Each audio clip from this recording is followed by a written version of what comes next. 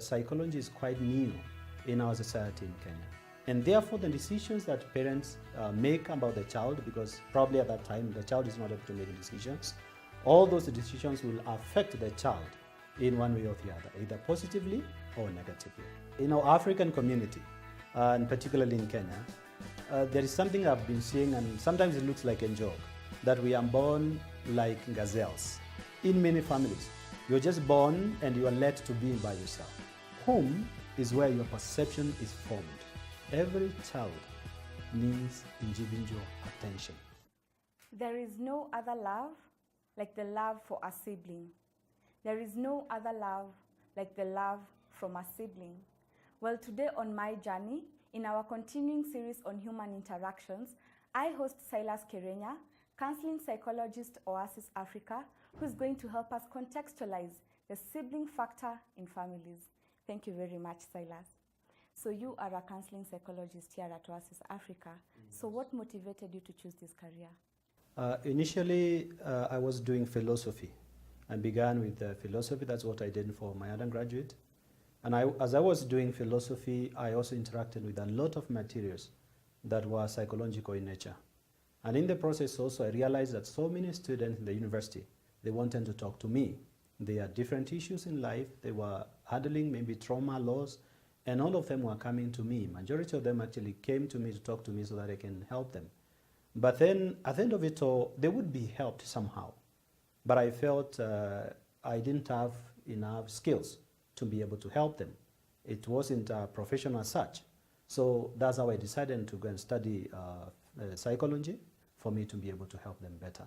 However, surprisingly, when I began to do psychology, I realized actually it was more about myself, not even really about other people. And then from that point, after using the psychological materials and the stuff that I learned in school, I've been able to help myself and in the process also help other people. And that's really great that your initiative is actually to help other people.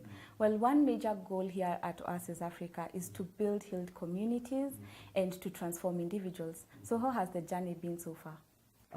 I can say that this journey has been good, but there has been also so many other challenges. For the reason that psychology is quite new in our society in Kenya. Therefore, when we go to the society out there, sometimes they don't understand who we are. There are others who think that we are people who are coming to read their minds, and they are afraid of us. So we have to explain who we are and the kind of work we do. And of course, in the process, those who get to meet with us and interact with us, they somehow welcome us. And when they welcome us, then we are able to journey with them and support them. And in the process, when they are helped, they also call others so that they can come and get the same help. There are also those who come here in our clinic here, and we help them as well. They come with different issues. There are those who come with marital issues and drug addiction issues. There are those who come with issues of trauma and loss, and so many other issues that they come with, and we support them in the process. We also go out to corporate societies. We go to banks, we go to NGOs, where we support them also, particularly on issues to do with burnout and work-life balance. Yeah. Now, since we're talking about building healed communities, there is the implication of brokenness. And the main category that is highly impacted is early childhood. So how does parental decisions that are made by our parents affect the mental impact of an individual? When a child is born, actually, even before the child is born, begins the journey. The connection with the parent, particularly the mother at that point. But also what happened in the life of a mother when she's carrying a baby affect what happens in the developmental of the child. And when the child is born, the first, I think, encounter with humanity most probably is with the parents. And therefore, the decisions that parents make about the child, because probably at that time the child is not able to make decisions, all those decisions will affect the child in one way or the other, either positively or negatively. Therefore, it's very necessary for us or for parents to know that when you're taking or nurturing the child, it's important you try to assess to know what kind of parenting skills probably you're using, and how are you expressing those skills that you have to be able to mentor the life of a child. And this is great advice that you have to be able to enhance the parent-child relationship. But on the other hand, the sibling relationship has also been overlooked. So how important is the sibling relationship in the family dynamic? A sibling relationship is the most beautiful and powerful relationship, but also it can be the most detrimental relationship. Okay? Therefore, as a parent, mostly they don't focus on what is happening between the siblings themselves. And this is because maybe some of the parenting skills are the ones that have contributed to the sibling rivalry. Okay? For example, if I'm comparing one child with the other, then probably one child is likely to feel inferior. If I am favoring one child against the other, or, may feel also like I am rejected, okay? So it's important to make sure as a parent there is that atmosphere of growth and there is a kind of cohesion between the children, and there is peace among themselves. So for there to be siblings, there is the implied arrival of the addition of a new child. And this is either in the form of adoption or a parent remarrying or by birth. And this does not only impact the parent, but it also impacts the child. So what are some of the concerns that these children or a child in that family may have with regards to the addition of a new member to the family? Basically, when we are dealing, we actually deal with that when we are talking about the birth order. We really focus on that. Like for example, when firstborn is born, all the attention is given to him or her. Okay, all the attention and the resources, everything else is there. The parents are present for the child. But then when another child is born, then the firstborn feels like I am being dethroned. And they can start actually feeling sense of rejection, sense of inferiority, and feeling also the absence of the emotional absence of the parent. Therefore, these children, for example, if you're the firstborn or another child is on the way or another child is coming to the family, it's always going to sit with the children. If they can understand, you start explaining. If they cannot, as a mother, it's important to know at 18 months, that's 1 year and a half, a child begins to notice the differences and how children are, how the mother or the father treated them, begins to understand the differences. At 3 years is when they start now understanding the society, okay? Now, it's important to journey with your child. If, for example, as a mother, you are expecting another baby, make sure you bring this other baby, the one who is already there, journey with them. Let them touch, I don't know, we call it belly or whatever. Yes, let them check, let them feel, and keep on repeatedly telling them that your sister, your brother, another child is coming, and you will be a beautiful family. You will be 2 of you, you will be 3 of you, so that they are already prepared. There is that connection. Other than a child is, today the world is mine, and everything is mine. Then tomorrow, I can't see my parent because they are in the room taking care of the second-born or the third-born, the new baby in the family. And that can cause a lot of dysfunction later in life. And it's really good that you have mentioned about the birth order, because there are some factors that actually determine how siblings may relate, and that is the age gap. As you also mentioned, the birth order, there's also the issue of culture, and there's also the gender gap. Mm-hmm. So would you kindly explain to us how these factors affect the sibling relationship? Yeah. Now, birth order, as I mentioned, is key in parenting, and also in how children, interact with each other in the family. It's good to know that the firstborn is like the king and the queen of the family. As I said earlier on, a firstborn is like the king in the throne. So when a secondborn is born, there is that feeling of enthronement. Okay. Now, firstborn are champions. They are leaders. The world is theirs. They feel like they can achieve anything. But also, they are people who become perfectionists because they want to produce everything according to the instructions given by the people in authority, particularly the parent. Okay? And because of that perfectionism, that can affect their psychological and emotional stability in life. The second born, or the middle child, second born could be second born, third born, depending on the number of the children in the family, we call them middle children. The middle children, or middle child, is open, and is the one who would like even to break the rules. Okay? They come in, it's like they are in between. But also at the same time, second born are people who really achieve a lot in life because they are open, they are creative, they can achieve quite a lot. They don't have to follow some pre-programmed kind of thoughts and all that. Like people like, there's a Copernican theory. Copernican was like a middle child. He came and said, you know what, guys, this earth is the one that goes around the sun, and not the sun that goes around the earth. And it was not understood. And at some point I hear he was really afraid, and he gave his theory to Galileo. And that's how Galileo was killed, because Galileo came openly without any fear. I guess probably was a firstborn. He didn't have any fear, and he said things as they are. Okay?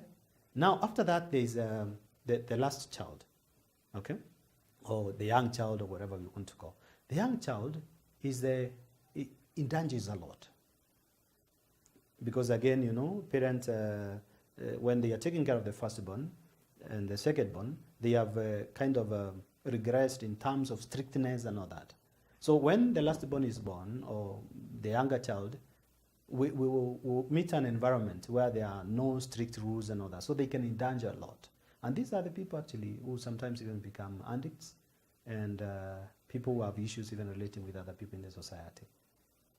Yeah, so that's the birth order. Then there's gender. Now, when we are talking about gender, it's going to understand that a child rivalry becomes intensive, particularly when the children are of the same gender.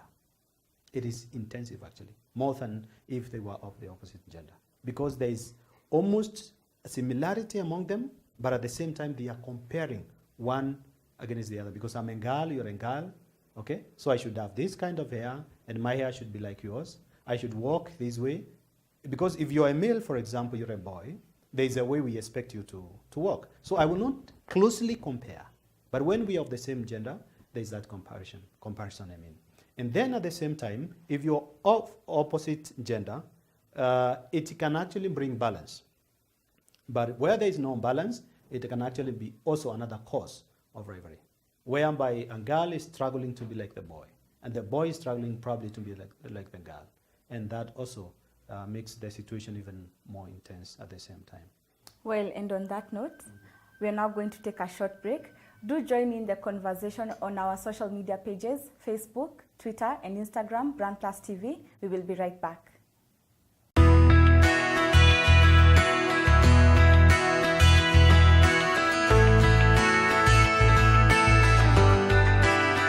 Now, when you compare children as a parent, you bring in the feeling of inferiority or superiority, which also can cause a lot of emotional instability. I'm gifted in athletic, for example. I need to be somebody to empower me to be able to achieve that. I don't have to necessarily become a doctor, because our society thinks a doctor is better than an athlete or a footballer.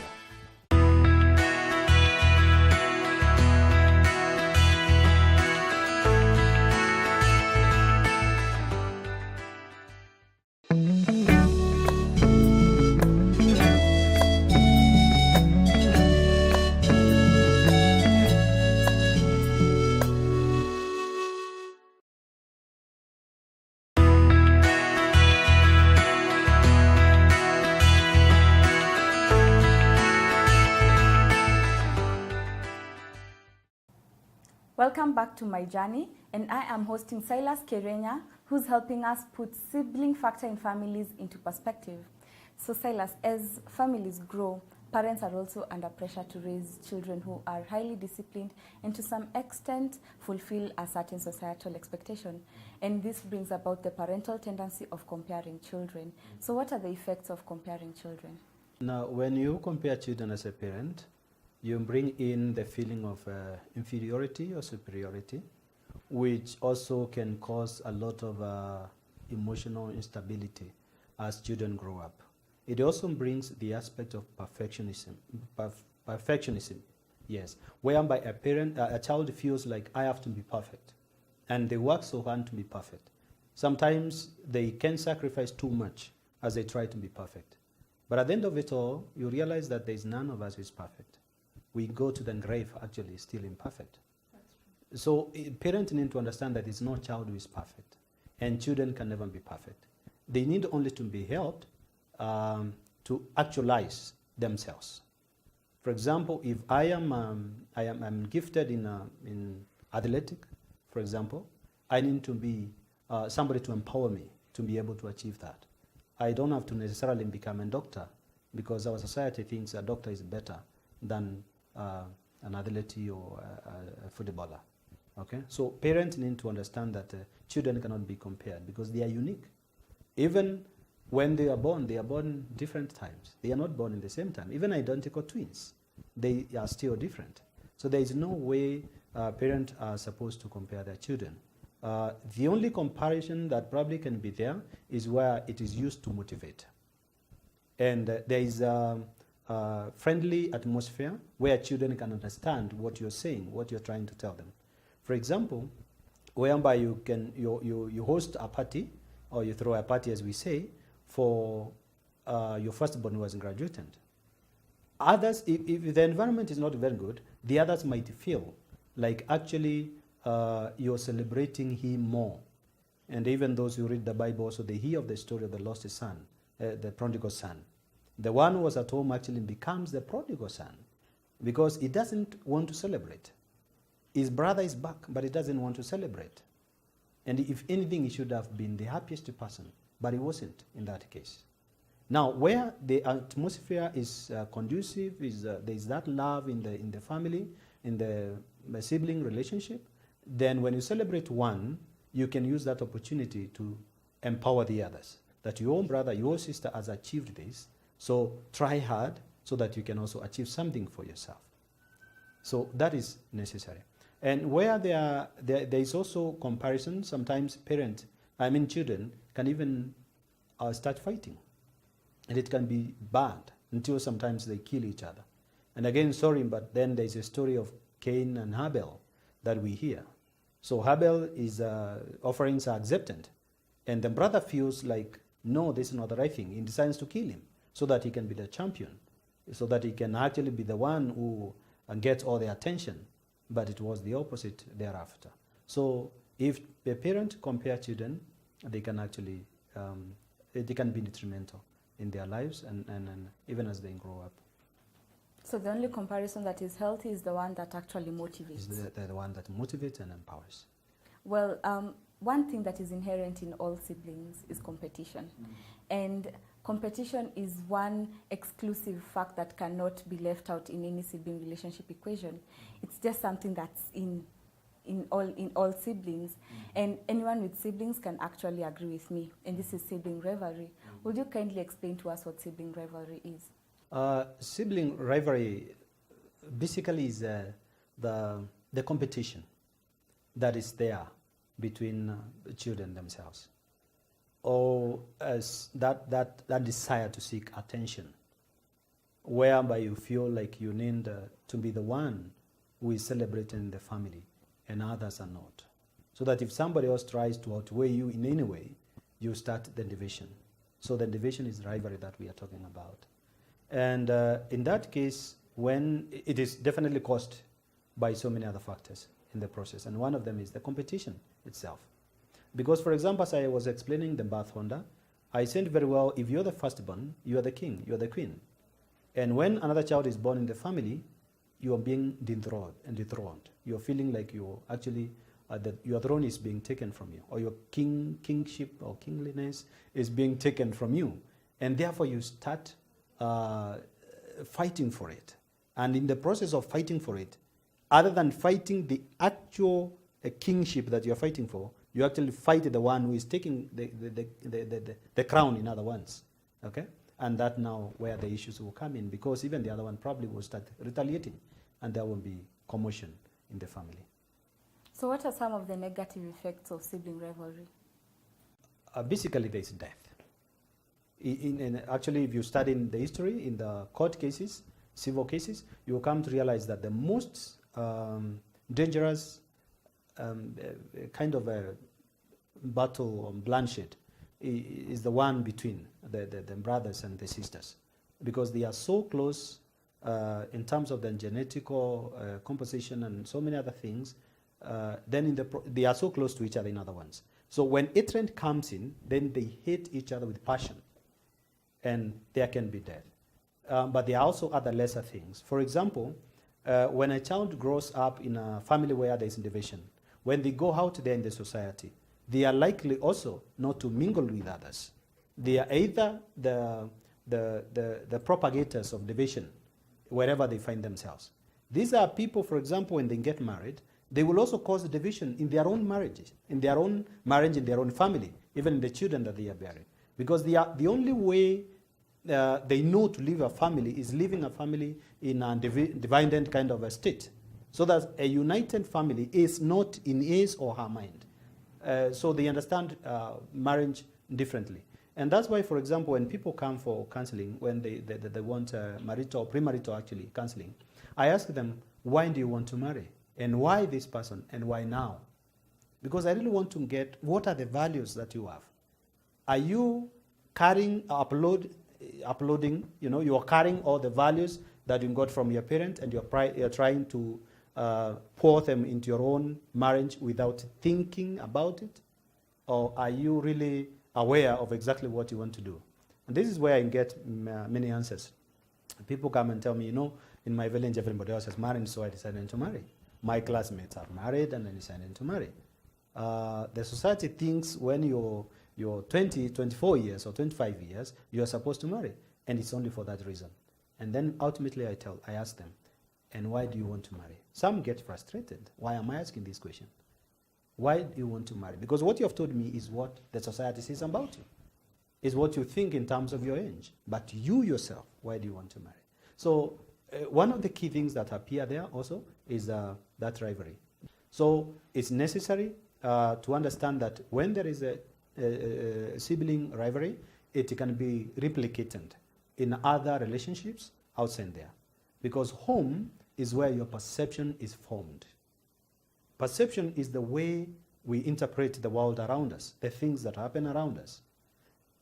You have seen people, certain situation happens to all of you. Maybe let's say, for example, there is an unfortunate case like Westgate attack. There are people who are there. But the way they react regarding that situation is totally different. There are those who have coped and they have moved on, but there are others who are still at the same place because of the perception. Because there are those who lost meaning completely, but there are those who still were able to find new meaning in life, and they did not enter into what we call existential crisis. Therefore, the division in the family can be replicated also outside there in other relationships. So to avoid extreme cases, especially death, what are some of the telltale signs that sibling rivalry has actually gone out of hand?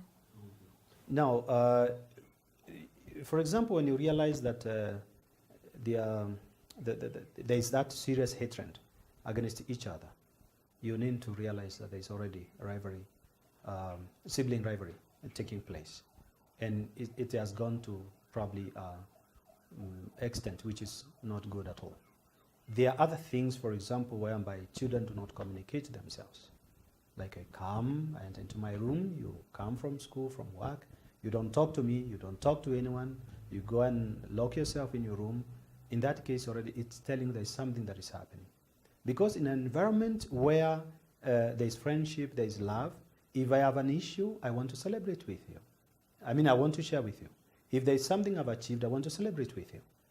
For example, let's say, for example, when I was growing up, actually, I was doing what we call verse speaking. And I remember every time I went to do that, I could come home really happy that I was able to achieve something. Maybe sometimes I was given a little reward. I was given a plate, a spoon, a cup, but it was a big thing for me, When I come home, I want to celebrate. But I remember there is one instance that I came home, I was carrying the plate, and I told my sister, or firstborn, I told her, you see, this is what I got today, and I'm so happy. And then my sister asked me, only a plate? Because for her, also she was doing verse speaking, and she was doing very well. She could go even to provincial levels. So she was getting reward, probably rewards that earned greater value than my rewards. And at that moment, I started asking myself, you mean a plate is such a small thing? And I was discouraged, and that was the end. I stopped going for competition. So it's important really to understand very well that when there is that sibling rivalry, it can cause a lot of more other issues, in other ones. So look for that. Also, in the family, where there is what we call rigid kind of a stand in your family. For example, you say, a child says, this is how I want things done.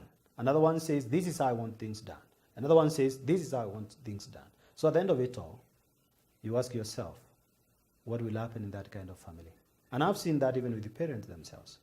There is a mother I know who cooks 3 meals, different meals, because the firstborn wants to eat this. The secondborn wants to eat the different thing, the thirdborn. So you cook 3 meals for the 3 children. And she came for counseling actually, and I told her, can you stop there? Because what you're doing, you're already causing division in the family, thinking that you're taking care of your children. Yeah, so those are some of the cases that you can see for you to be able to know that there's rivalry. And rivalry is a normal thing, let me say so. It's a normal thing because where people exist, differences exist. Definitely because we are unique, all of us, okay? But then that environment should be in such a manner that our differences bring some beauty and kind of a complementarity, that you're complementing me, I'm complementing you, and we are making a beautiful community. So what are the techniques that parents can adopt to be able to curb sibling rivalry? One is never compare children. Never compare them. That's one. Second, let parents know that every child needs individual attention. Not to look at you like you are all my children and that's enough. Every child needs attention. The other thing which is very necessary is for parents to create atmosphere whereby children are able to express their desires openly and with respect, definitely, without any fear. When you empower them with such skills, then when I need attention, I'll come to you and say, Mom, I need to talk to you. Other than sitting down and trying to figure out, you're talking to Jane or you're talking to John and you're not talking to me. I can express myself, come to you, Mother, I think I need your attention. I need to talk to you. And that is very polite. And every parent probably will listen to you at that moment. Another child comes and says, Mom, Dad, I want to talk to you. Another one comes and says, I want to talk to you. So in that kind of environment, then children are able to express themselves, and that will curb the sibling rivalry. The other thing which is very necessary as parents are taking care of their children is always going to know their gender differences, so that I don't expect you to be like the other. And I've noticed, for example, children, boys who are growing up, and when they cry, the mother will tell them, don't cry like a woman. It's not a good thing to tell a child. Allow them to cry because that's what they are feeling at that moment. Allow them to express themselves.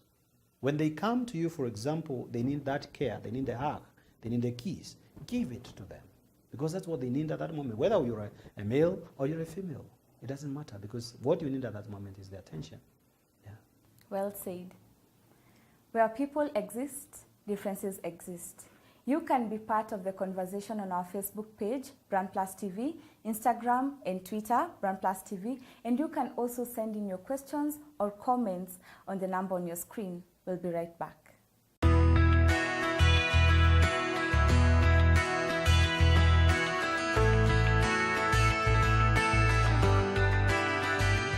Is to learn from probably other parents also. There is something in them that probably they did not achieve and they want their children to achieve. So they are actually trying to actualize themselves in the children.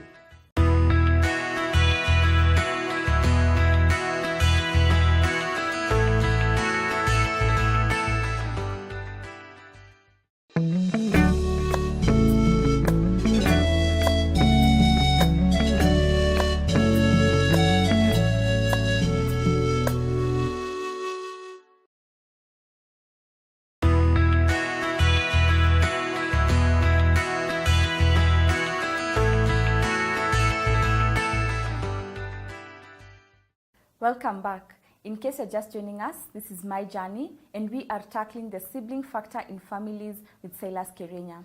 Well, as we mentioned, sibling rivalry can actually take a toll on parents. So what are some of the support systems that they can join to ensure that they remain unbiased? The first thing parents that need to do is to learn from probably other parents also. Like, how are they doing it? And probably how did your parents do it? I mean, you think about not any other thing that they did, but there are certainly very good values that you saw in your parents, or very good values that you see in other families. How can you learn that? The other thing is therapy, whereby parents come to us and we listen to them and we support them and give them insights on how to be able to take care of their children, nurture them, what kind of skills that they need to use. One thing I've realized in counseling is when parents come here, they're actually not struggling with the issue with one of the children. They are struggling with their own child, their own inner child. There is something in them that probably they did not achieve and they want their children to achieve. So they are actually trying to actualize themselves in the children, and that becomes an issue. It creates anxiety whereby a child is not able to achieve exactly what it is that you wanted them to achieve. I have seen parents, for example, wanted to become doctors, and something happens along the way and they could not become a medical doctor. Therefore, they want the firstborn child of one of the children to become a doctor. And so what they do is that they really push the child too hard. And when they push the child that way, and the child is not responding the way they expected, they themselves, parents, have issues. So when they come to us, we help them. And we try to help them identify the child in them and how to handle that child. Maybe some of them have gone through traumatic experiences, and that is what they are struggling with. Their children somehow remind them. You won't be surprised that children know us, that parents, they know us very well. And they know where to touch. They know which button to push or whatever at what time. So sometimes they come for counseling, and counseling can really help a lot. The other thing that can help is forming groups that are like their philosophy is parenting in nature, whereby you can support each other. You can share the issues that you're going through, and that again can help a lot. So there are programs also that are there for mothers, and they can enroll in such programs for them to be able to acquire these skills and apply them in their families. Now, shifting focus to families with children with special needs, how does having a sibling with special needs actually affect the unique bond for siblings? That's a reality that we cannot underrate. Because what happens is if I am born whole, if I can say so, or perfect in terms of physical formation, and then my sister or my brother has a certain kind of deformity, it could be physical, could be mental at the same time, you tend to question. Both children will question. The one who has the deformity, and also the one who is okay. So they keep on asking, why is my sister this way? Why is it that my brother can't walk? Does it mean, Mom, you did not love my brother and that's why he's not able to walk, or my sister is not able to do this and that? And sometimes they themselves also kind of try to tease each other. And they ask each other, why can't you talk? And yet they don't know that the child is not probably able to talk. Why can't you talk? Why can't you run? Why are you not so intelligent like everybody else in the family? And so you need the first thing to assure the children that it is never the mistake of the child who has any kind of a disorder. It's never the mistake of the child to be that way. They are naturally born that way. So you make all the children to understand. The one who has a disorder and also the others who are okay. Then the second thing is make them understand that there is more to a human being other than just the physical presentation in the universe. There is values that are there. There is a soul that is there. You need to make them understand. And once they look from that perspective, then they will realize that actually, even though we are different in the way we are physically present in the world, there are other values that we share. We are part of the same universe. And that is very necessary because it will make them now feel part of each other. Yes. So despite all of these challenges, the sibling relationship is the greatest experience that one can actually be able to experience. But when we lose a sibling, it actually takes a toll on us. So what are some of the supportive strategies that parents can take up to ensure that they're able to help a sibling deal with loss of a sibling? In that case, if there is loss in the family, one of the siblings has died, the first thing is for parents to make sure that they let the children understand that they are not the ones who have caused the death. Because if they feel like it's like they are the ones who have caused that death, they will have issues. They will start feeling like feelings of regret. Sometimes they feel like they are fearful because they don't know exactly, they are not sure whether they are the ones who have caused the death, or probably there could be other issues as well. But at that moment, probably they might be thinking they are the ones who caused death. Secondly, it's important to make the children understand in a way they can actually understand in terms of language what death is. Because their children, if you don't tell them what death is, they might expect their brother or their sister who has died to come back again. So it's important you make them understand what death is so that they are able to deal with the emotions. The other thing which is very necessary at that moment is to involve other children, particularly those who are able to, if they can do something, involve them in the process, for example, of burial and all those arrangements. If it's writing a tribute, involve them. That will help them also deal with the emotions that probably has come as a result of death and loss. It's important to understand, as you're saying, that one of the issues that cause pain when there is loss is the meaning you attached to the one who has died in the family. And you realize in the family there is what we call constellations. And even where there are rivalry, there are probably those two people who really go together, you know? And if one of them dies, then the other one can be left feeling lonely. And in that case, so you need to help them process what is the meaning that they attached to that person. And that will be able to support them in the process of healing and dealing with loss and grief. And a lot of focus has been put on helping the children, the young children, to cope with the loss of a sibling. What about the older children? What techniques can they use to be able to get over the loss of a sibling? Now, if they have lost a younger sibling, is it so? Yeah. So if they have lost a younger sibling, one thing is they are supposed to get always united as a family. That's one thing. They're able to discuss about it, all of them. Even though they are older than the younger ones, they need to discuss as a family. The other thing is, again, as I said, involve them in the process of burial, funeral, whatever arrangement. Involve them. If they are, for example, working and they are able to contribute something, allow them to contribute. Even if you're a parent and you're able to cater for everything, involve them in the process. They will feel actually fulfilled that I have been able to do something for my fallen brother or my fallen sister. So again, that there is the same process. Then the other thing which is necessary, also take them for therapy, for example, and let them know what issues are they struggling with in the process of grief. Because grief is not a one-day event. There are people who can grieve and overcome grief or resolve it in just 2 months, 3 months, 6 months. But the others who can take even 40 years, still dealing with the loss and grief. So help them to express and explore what it is that they are feeling so that they can be helped. And lastly, make them understand that it is okay to feel vulnerable. It is okay to cry. It is okay to feel that this loss has really affected you. It's okay to express that. You don't have to act strong, because that's what many people will tell you. You don't have to act strong. Be yourself. Allow yourself to be who you are and allow the feelings to flow. So what is the one thing that you would want both parents and siblings to adopt with regards to sibling rivalry? It's always good for all of them to have effective communication. Actually, effective communication almost solves every other problem.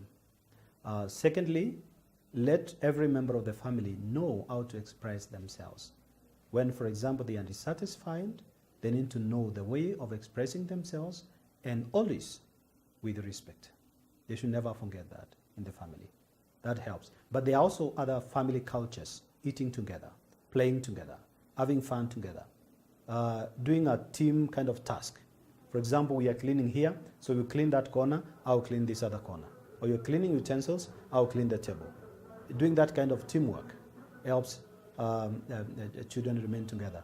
But every moment there is an issue, it's always good to sit down as a family and resolve it also, without trying to justify or without favoritism. Yes. So what services does Oasis Africa offer with regards to the sibling factor in families? We help, at Oasis Africa, we help clients to come here to be able to resolve relationship issues. We process with them, and we also give them insight. We equip them, in other words, and empower them with particularly interpersonal skills, because they are very necessary in relationships in the family. So we focus on that, but at the same time we focus also on the perception, because children are not the same, that we know. And probably even parents definitely are not like the children. So it's important to understand their perception. You will be able to understand how they interpret the reality around them.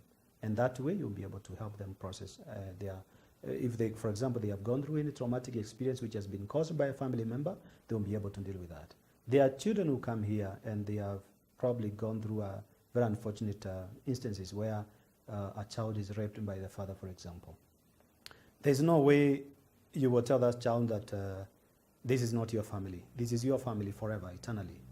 So when they come here, we help them process that. Because probably that could be the reason why they are projecting what they are feeling. They are projecting it to their sisters and to their brothers because they are feeling helpless. And there's nothing they can do in regards to their dad. So what next for Silas, Kiriinya and Oasis Africa? Silas, Kiriinya and Oasis Africa, basically, our focus is really creating awareness of what psychology is. That's the first thing. Then the second thing is getting into the society and the community, seeing what issues do they have, and supporting them in the process. And ultimately, we want to empower everybody who comes into contact with us, so that when they are leaving counseling session, or when they are leaving any contact that we had with them, a meeting, a training somewhere, we want them to be better people than they were. One, to know their thinking process. Second, to know how their thinking process affects their emotions. And ultimately, how their thinking process, their emotions affect their behavior. And how can they handle their behavior so that they are not experiencing emotional instability or psychological issues. And with that, thank you very much for those insights, and I wish you all the best in your venture to helping people. Thank you very much. I appreciate it. Thank you. Being a brother or a sister means being there for each other. That has been my journey. I have been your host, Nyendo Mwangi. Until next time, remember, siblings are joined heart to heart. Keep watching Brand Plus TV.